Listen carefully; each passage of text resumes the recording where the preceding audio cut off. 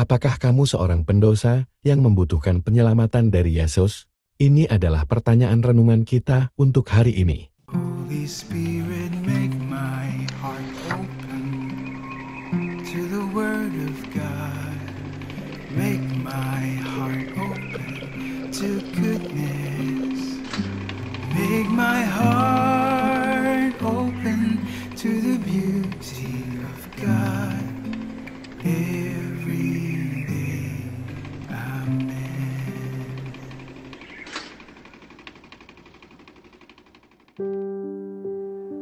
Apakah kamu mengenal orang yang tidak berdosa dan tidak perlu diselamatkan dari Yesus untuk memasuki kehidupan kekal? Kita semua, tidak peduli seberapa baik kita mencoba, memiliki kelemahan manusiawi yang sama.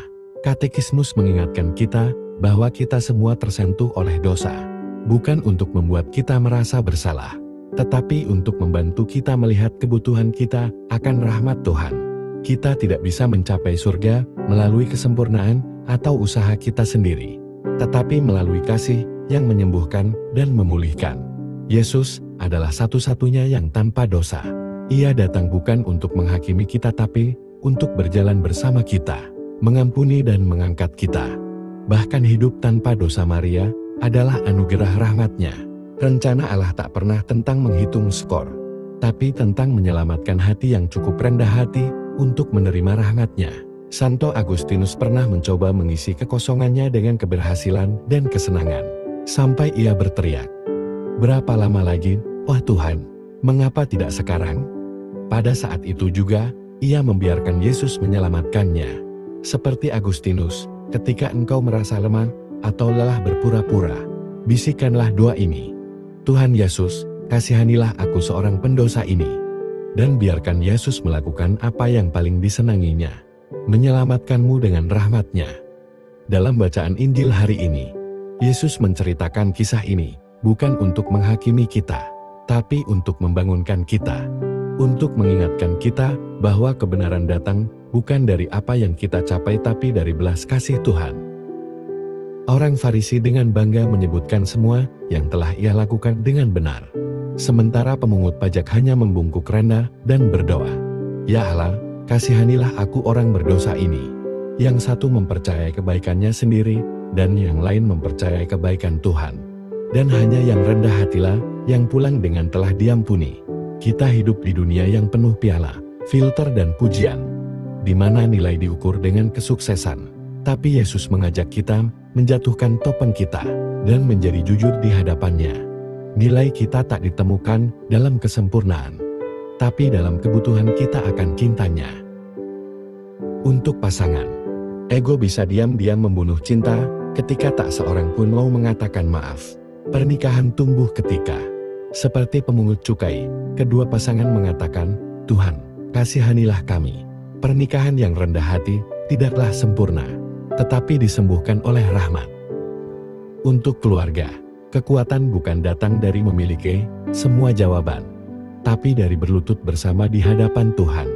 Saat-saat paling kudus seringkali lahir dari kelemahan, ketika orang tua dan anak-anak bisa mengatakan, "Yesus, kami membutuhkan Engkau." Sebuah keluarga yang berpaling pada belas kasih akan menemukan kedamaian dan pengampunan. Sebuah keluarga yang belajar untuk bertobat bersama, belajar untuk mencintai secara mendalam. Ketika belas kasih berkuasa di rumah, damai menggantikan perbandingan, dan belas kasih menggantikan kritik. Tuhan Yesus, kasihanilah aku orang berdosa ini. Marilah kita berdoa, dalam nama Bapa dan Putra dan Roh Kudus, amin. Tuhan Yesus, terima kasih atas kasih-Mu yang tanpa syarat, atas penderitaan, wafat, kebangkitan, dan kenaikan-Mu. Tuhan Yesus, Engkau tahu ketidaksempurnaan kami, kegagalan, kelemahan, dan dosa-dosa kami. Namun Engkau juga melihat keinginan kami untuk mengikuti-Mu. Ampunilah kami ya Tuhan.